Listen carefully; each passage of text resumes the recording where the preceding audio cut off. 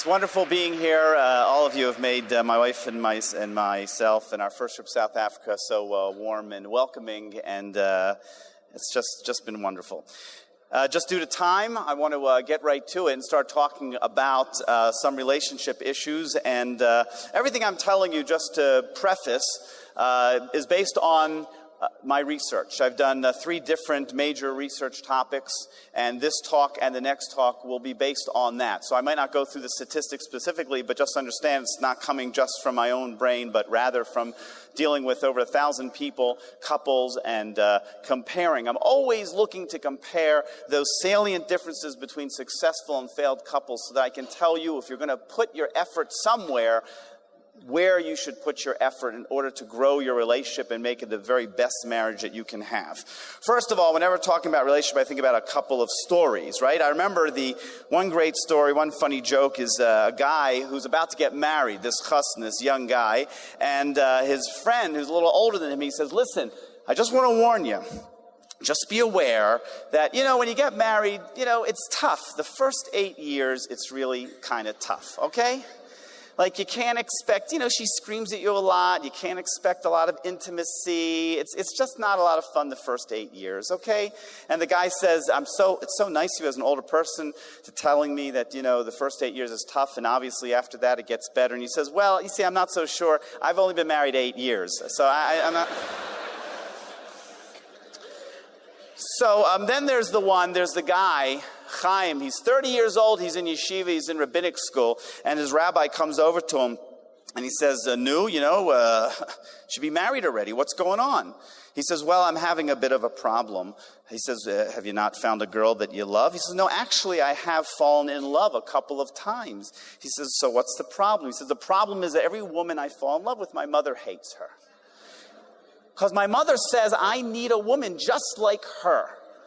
So the rabbi says, well, do you love your mother? He says, I love my mother. Would you like to marry a woman like... I would love to marry a woman like her, but how am I going to go find that? He says, I give you an 8. Let me give you some advice. Go to your mother and say, Mom, go find me a girl that you love. Go find me a girl that you think is like you, and I'll date her. He says, I'm going to go ahead and do that. Walks away. 6 months later, rabbi comes to him. I haven't heard anything, Chaim. What's going on? Did you take my advice? I did. Did your mother find somebody? My mother found somebody. It was like a younger version of her, the spitting image, It was unbelievable. She talked like her. She walked like her. She laughed like her. So did you fall in love? I fell head over heels. It was amazing. He said, so what was the problem? He said, the problem, my father hated her.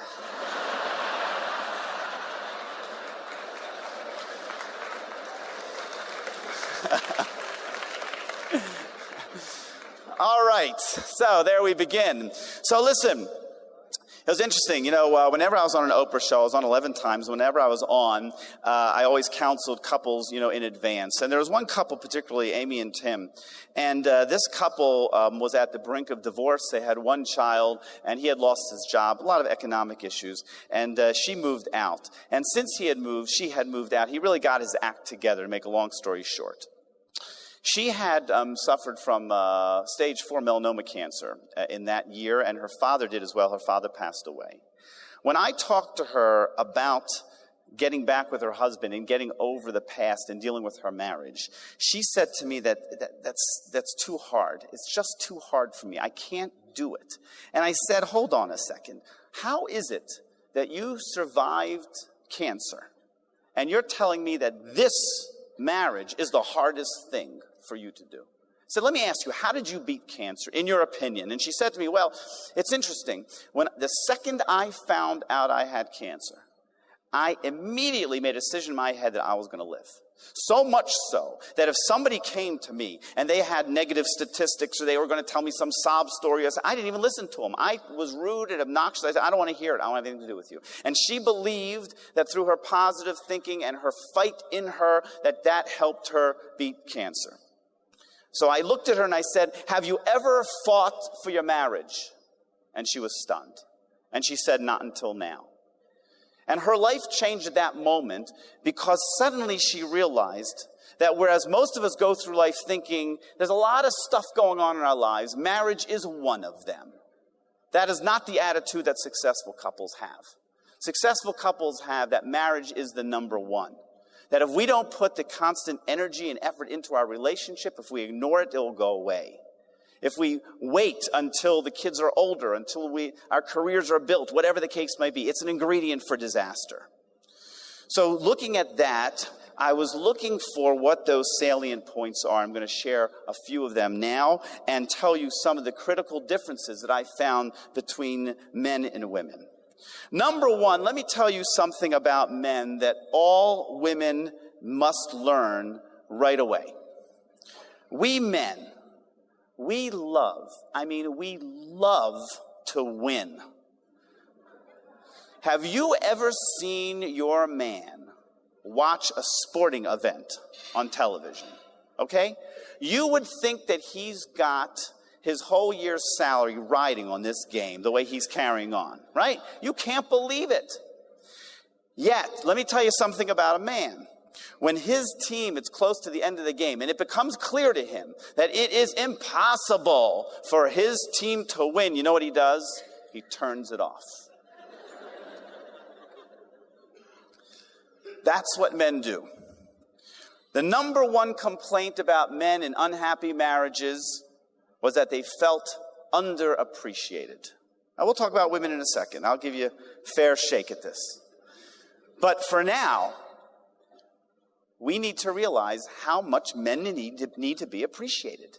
How much they need the simple, loving gestures that women also want. Now, it's hard for you women because we men walk around with a lot of bravado and we're walking around strong and we don't come to you asking for appreciation, right? I mean, you women, you can get away with walking up to your husband and say, oh, honey, I need a hug, please. But if your man came to you and said, oh, honey, I need a hug, please, you know what I'm saying? I mean, right? Well, come on, right? We can't do that. We don't get that.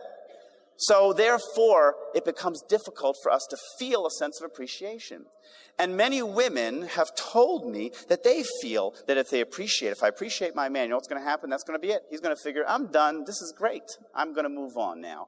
No, the fact is when you appreciate a man, when you make him feel appreciated, all of a sudden he wants to score again. He wants to win with you again. So it's such an easy and simple idea. If you think to yourself, starting today onward, and you say from this point on, I'm going to make some appreciative comment or gesture at least 2 times a day. I'm going to initiate that to my spouse. Right? Now, if your spouse isn't here, he's going to look at you and say, what has gotten into you? What's going on? What did Newman do? And bring him back. But such a simple gesture, and if it's a kiss, if it's a hug, if it's an I love you, if it's a magazine, if it's a flower she likes. We're talking about going both ways. We all want appreciation. Let me tell you something so important about appreciation, because it sums up. It says that out of all I know about you at this moment, I am summing you up for good. I'm saying there's something good about you, and I see it in you. I'm going to bring out the best in you. If you go to shul, when it comes to the Amidah, the Shemona Esrei, which is the most intensive part of our praying, you will know that the cantor, the chazan, repeats what you said silently. Now, that was done for a day and age years ago when people, the common person, they didn't have Sidurim and they didn't know it by heart. So they actually fulfilled their obligation. They listened to the cantor and they responded to him. And through that response, they actually were praying. It's very interesting. There is only one place during that experience in the repetition of the Shemona Esrei that the person, the congregant listening, must say it himself. And that is a paragraph that begins, Modim anachnu lach. We appreciate you. We thank you, God. Out of everything you can messenger into God, you can't messenger in appreciation. It is so crucial to the very essence of a relationship that we have to remember to constantly make sure that's happening both ways. Now, men, let me tell you something. I don't know how it is here in South Africa, but in America, women got duped a while ago. They were told that if they go out and they get careers and they help their men make money, that their husbands are going to share 50-50 in caring for the children. This is a good joke. So you want to talk about appreciation, men? Think about what your spouse has to do. Very often there are women who are working harder than ever in any generation, and they need simple kindness as well. Let me tell you, it's easy to criticize. That's not a problem. We can always find things in our spouse, but if you're going to find the critical things, that's what you're going to focus on. It's never going to get better. If you or I looked in a mirror and only saw the worst parts in us, we're all going to look ugly. We need to look at our spouses, and we need to appreciate the good in them. Let me tell you a story. My lovely wife, who is here today, taught me, and a lot of people around her, a great thing. We once went to this Jewish Federation event. It was a female event. It was a fundraising event, which meant that it was about 300 women, and they were powerful businesswomen. They were very powerful. They had more testosterone than I did. I got to tell you, it was unbelievable, these people. They were unbelievable. So my wife and I are sitting at the head table, the sponsor table. So these are like the really strong people, and they sit us down. And, and they say, okay, Gary, we're going to go around the room. We're going to tell us what we all do. So the first one went, says, I am the CEO of the United States. I know I'm the CEO of the world. I'm the CEO of the universe. It was unbelievable. I mean, all of them really were such phenomenally accomplished women. And then they came to my wife. And my wife, unbeknownst to me, she says, I run a home for unwanted children.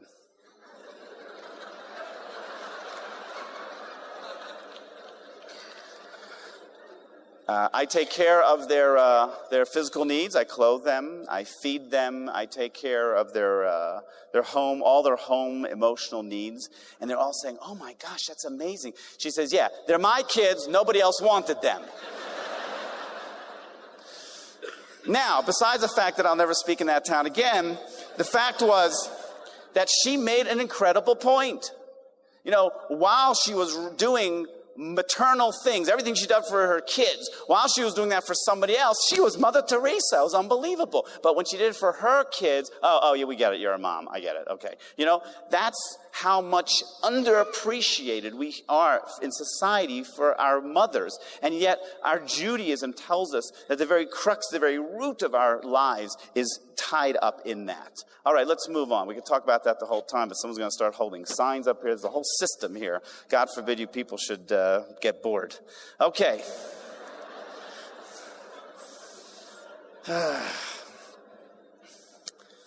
I got to tell you one other thing about men. I'm going to say it quickly, but women, you just have to understand this. We are good at compartmentalizing.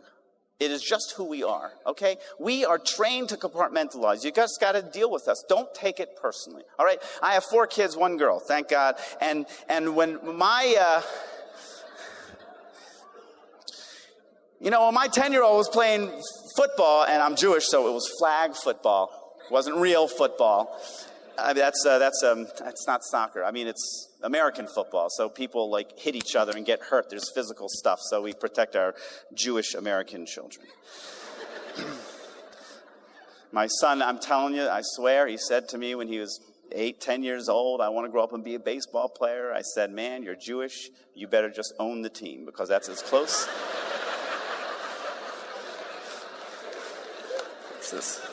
That's as close as you're getting to a bat, my friend. So anyway, my kid, he plays flag football. He falls on the ground. There can be a bone protruding out his leg. And I stand there, and the first thing me and every father says to his kid on the football field is, don't cry now. Wait till we get to the emergency room, please. We are trained to compartmentalize. So when a mother and a father, they get a call from the principal, it's noon. And the principal says, everything's okay, everything's safe, but something's happened at school. I don't want to talk about it, but you and your wife have to come down to the school at 5 o'clock and have a meeting with me. And they hang up. Well, the guy, you know what he does? He goes back to work. Because he says, there's nothing I can do about it until 5 o'clock. So he compartmentalizes. His wife can think of nothing else for the next 5 hours other than, what the heck am I going to hear about this kid? And she's angry because he doesn't want to talk about it. He says, we don't know what to talk about because we don't know what's happened, but she still wants to talk about it. Don't take it personally. That's who we are. We are compartmentalizers. Let me tell you something about women that's very important, and men, you really have to listen up on this one. You women, you love to communicate. God bless you. It's a wonderful thing, okay? It's a wonderful thing. It's an important thing. No one's going to tell you like I'm going to tell you straight. Your husband's not going to tell you this, so I'm going to tell you for him. When you sit down and you look at your husband and you say, honey, we got to talk. I had some conversation, some problem with your mother. We got to sit down. We got to talk about it. And you start talking. There are two distinct thoughts that go through your husband's brain. The first one is, when is this going to end?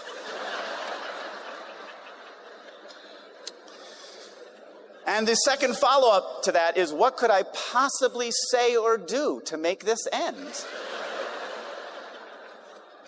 That's all we got. That's all we got. Okay? We don't know what you want. We don't know what you want us to say. So, I'm going to get some practical ideas. Practically, first of all, I want to say that the verbal connection between couples is crucial. Men, please understand that, women, for the sake of chatting and getting to know, it's important. Our Jewish value, one of the most important moments, we're here at Sinai Indaba. Well, the fact is, at Sinai, what was so special about Sinai? We got the Ten Commandments, one of the most terrible translations of the Hebrew language. The Aseres Hadibros, it means the 10 words. It was about a conversation, because that was the one moment in time that all of us were there and God actually spoke to us. He taught us that you can't just know each other by looking at each other. You have to speak to each other. You have to listen to each other. It's all about the verbal communication. It's interesting. I have the blessing of praying Kol Nidre for the synagogue that I'm at. And right before, when I always think about Kol Nidre, that's right before Yom Kippur. And it's I think every Jew knows about Kol Nidre. If you don't, Al Jolson and Neil Diamond helped us in the Jazz Singer, just in case you don't have any other reference. But nonetheless, the most important moment in our history, in our year, comes down to saying Kol Nidre. You know what Kol Nidre is? Kol Nidre is, please forgive any vows and promises I've made, swearing I've made. Seems very out of place. I mean, I got a lot worse things to worry about on Yom Kippur than my vows. I got news for you. I want to get to the main event. You know what I'm saying? So why is it? And I said to myself, what it really is saying is the power of words. That God and the rabbis are explaining to us. Do you know that in Jewish law, if you stand up now and you say, for the next year, I swear I am not going to eat fish, you have a problem. You have a problem eating fish. You haven't had a written contract, haven't written anything down. But because you used your words, you created something.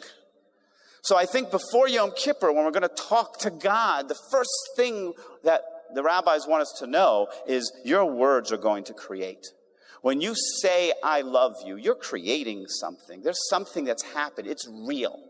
If you fight with each other and you say something nasty to each other, sadly, you've also created something, and that's real. It's not just simple words floating about. It's meaningful and it goes deep.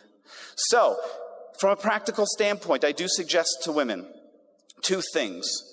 And it's not to be dismissive. It's to help you get what you want eventually and help your man along to understand. If you got a great understanding man who can sit with you for hours and talk to you about his mother, God bless you. Have him stand up here. We'll give him a prize because there's no such being. But besides that, I say sit down with your husband, do two things. Number one, put a time limit on it. Really, tell him, listen, I have something serious to talk to you about. I just want to talk about it for 20 minutes. At 20 minutes, we'll stop, we'll go on. I might need to talk to you about it again tomorrow for 20 minutes, but there's a time piece. You won't believe it. But men, when they know that there's an end in sight, we can listen. If we know, I'm telling you, if we know, we'll listen. You can have our full attention. Next is telegraph to him what it is you want. Men really don't know what they're wanted from their wives. And we're problem solvers, so we think we're supposed to just tell them, listen, I just want you to listen. Tell me if my reaction is off. Tell me what you think. I just want you to tell me, just listen to me and give me any ideas. Whatever you want, tell him. Telegraph that to him so he knows how to be the best mate to you. That's essential. Okay. All right. Everybody who's here the first time heard me speak knows I'm dried out, so give me a second here. It's a shift from Miami Beach, my friends. Before going on, I just want to mention that men, it's so important to know that just because you listen to your wife and you understand her point of view does not mean that you have to agree with the action that she suggests. And I think men and women have to understand this. A lot of times when if a woman says something and her husband understands her, then she assumes, oh, well, your mother's crazy? Well, then she's never coming in this house again, whatever. You know what I'm saying? It's like, I can agree with you, and my mother's not crazy, by the way, but I can agree with you, and it does not mean that I have to do what you say. I can say, okay, I understand. Now let's figure out the best way to be able to resolve this together. And we'll talk more about resolution in our next topic as well. Okay, let's talk about something that I learned about communication. One of the things I learned about communication came from a story. And it was a story when my wife and I were first married. We had our first child, pretty quickly, about 11 months from when we got married. And my wife when she stopped nursing, my wife and I wanted to get away for one night. Our in-laws lived down the block. They were going to watch my son Yehuda. We wanted to get away for one night. And we wanted to get away for one night for one reason and one reason only. We just wanted to sleep. We wanted one night to sleep. So we live in South Florida. Naples, Florida, during the summertime. I was on a rabbinic salary, which means I was poor. And and my wife lands this great deal at the Ritz-Carlton. I don't know, you must know Ritz-Carlton. It's a big, fancy place. Very fancy place. So, I go off with my little bag with a sweatshirt and T-shirt inside, and I go off to the Ritz-Carlton. Now, I don't know about you, but arriving at the Ritz-Carlton, for me, was akin to somebody else arriving at the Oscars.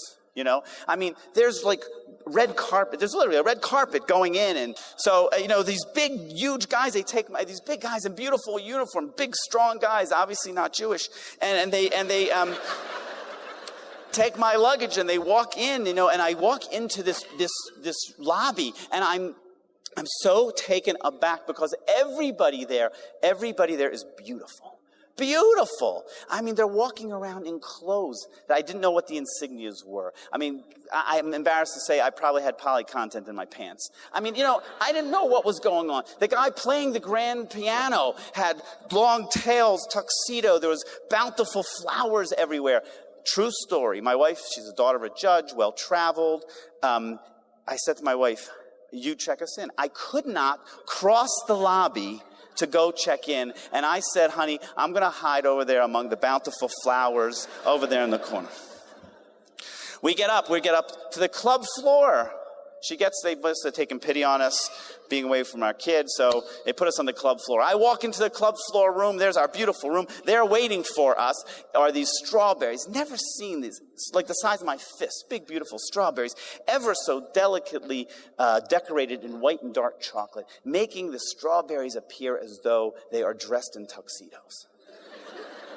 And I looked at my wife and I said, oh my gosh, the fruit here is dressed better than I am, So, it's 9 o'clock at night. I call my mother-in-law. I said, unless you're at the emergency room, please do not call us. We want to sleep. Please, please. 10 o'clock. We are dead to the world, my wife and I. True story. 2 o'clock in the morning, the fire alarm goes off at the Ritz-Carlton. Now, I don't know about you, but I bound up out of bed, and the first thought in my head is, what does one wear to a fire at the Ritz-Carlton?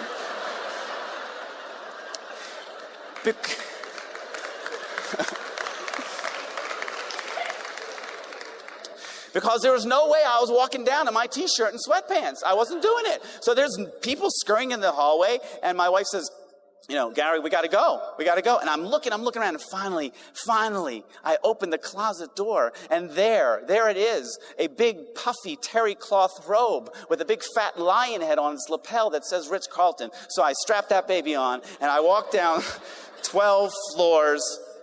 And my learning moment comes when I walk out into the lobby, 2:15 in the morning, with hundreds of bleary-eyed and makeupless Ritz-Carlton guests, all dressed in white terry cloth Ritz-Carlton robes.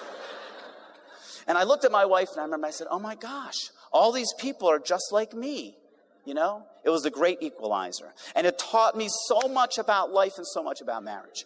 We walk around all day. We're dressed up. We're dressed up. We're putting on a persona. What do I want you to believe about me? What is it that I want you to understand about who I am? We're always dressed up. There's only one person in this world that should know you intimately, should know who you are at your core. That's your spouse. We got one chance. Don't ruin it. We got one chance of somebody who can really, really understand and care about us. And that's what being unclothed means. The one person we can let our hair down. Yes, your spouse is going to tell you stuff about their thinking that they're not going to tell other people because other people would criticize them because they're not perfect just like you. You're not supposed to be looking there to criticize them more. You're supposed to be looking there to love them and say, even with everything who you are, I love you that much that I just want to be with you. I want to be close to you. It's interesting, actually, there's a study that came out not long ago that said that the newness to marriage actually lasts 2 years.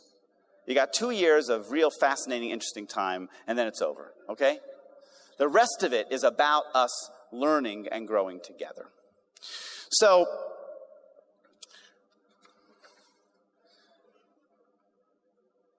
I want you to think about how the Jewish version of love comes together. You know, we live in a very independent society. In America, our July 4th, Independence Day, we're fierce, independent people.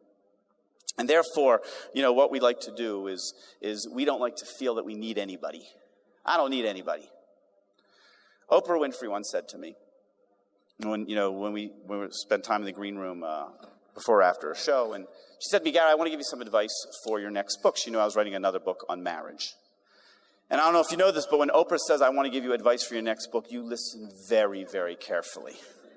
So she said to me, you know, I don't think people should need their spouse. I think people should want their spouse. I don't think people, you know, they should want them. They shouldn't need them. And I said to her respectfully, I said, Oprah, listen, I kind of disagree. I said, if you are so darn happy, because that's what she was saying. She was saying, you should be happy before you get married. I said to her, if you're so darn happy, I don't know what you're getting married for. What do you get married for? If you are so happy, what are you doing? We get married because we're missing something.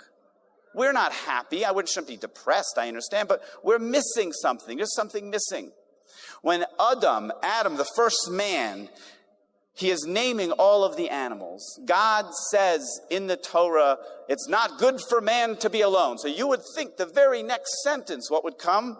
Put him to sleep, rip out his rib, create Chava, very nice. That doesn't happen. It doesn't happen for a couple sentences later. As a matter of fact, Adam goes through this process where he is naming all the animals. And he is seeing that all of the animals have partners except him. And then immediately he's put to sleep. You know why? Because it wasn't good enough for God to know that Adam needed his wife, Eve. Adam had to know it. And the moment that Adam knows it, that's what happens. You're not walking around thinking of your spouse, I hope, as take her or leave it. You know, good years, some bad years. We have this terrible thing in America. You should know, new concept in America for marriages. We call it the starter marriage. I kid you not. The starter marriage. We're going to give it a shot. We're young. You know, we'll see how it goes. You know, like the starter job, the starter house. You know, we're not going to end up here, you know what I'm saying, long term, but we'll see what's going to happen. That's not the concept. The concept, you're allowed to need your spouse. You're allowed to depend on your spouse. You're allowed to want your spouse in that way so much. So upon ending, I'll end on this simple note. Every single one of you knows what it's going to take, what you can do today, right now, to put a smile or to put a scowl on the face of your spouse. You know. Don't come tell me you don't know. You know exactly. The question is whether you're going to focus on it. Are you going to do it? Are you going to appreciate each other? And let me tell you, there's a terrible thing in failed couples. They come to my office, and I'll give them both a pad of paper, and I'll say, I want you to spend 5 minutes, and I want you to write down all the things you appreciate about each other. You know, they don't need a minute. They can barely crank out 2 or 3 items. It's painful to watch. And I always get them, and there's always essential things missing. So what about the fact that he's a great dad, has a great career? What about the fact that she's a great mom, she has a great career? What about those facts? And everybody says the same thing. So, oh, that? Oh, he's supposed to do that. Oh, she's supposed to do that. Nuh-uh. The idea that we only appreciate our spouse when it's way above the call of duty is a recipe for disaster. That's not what we want. We all work hard to try to be good people. We all try, and in that trying, that effort is what we're supposed to love. Even when you ask your spouse to make changes, do you think that if you ask your spouse to be a better listener, to be more appreciative, do you think they're going to snap to it? They're not going to snap to it. You're supposed to appreciate and love the effort. It's the fact that I'm willing to make any change as a human being for you. That's love. That's true love. And if you don't see it, you're missing out on something important. So leave this room. Appreciate who you got. Communicate. Make sure you spend the time, and we will get to time at the beginning of our next lecture. Make sure you spend the time regularly and consistently when you're turned off the rest of the world and you're able to really focus on each other. Don't only talk about the problems, you know? I tell people, when you call to say your spouse, how many people call their spouse and say, hey, I just called to say I love you? You think a lot of people? No. This is the way to phone calls. Hey, oh yeah. Oh, he's vomiting again? Oh, yeah. Oh, the mortgage payment is overdue? Oh, yeah, all right. Okay, I just called to say I love you. No, that doesn't work. That doesn't work. It doesn't work to attach. We need special times to be able to truly look at each other and appreciate each other. Remember when you were falling in love? If you don't remember that on a regular basis, if you don't remember that sense of things, I know life gets complicated, but you have to go back to the simple gestures of making sure you get back there. Thank you all so very, very much.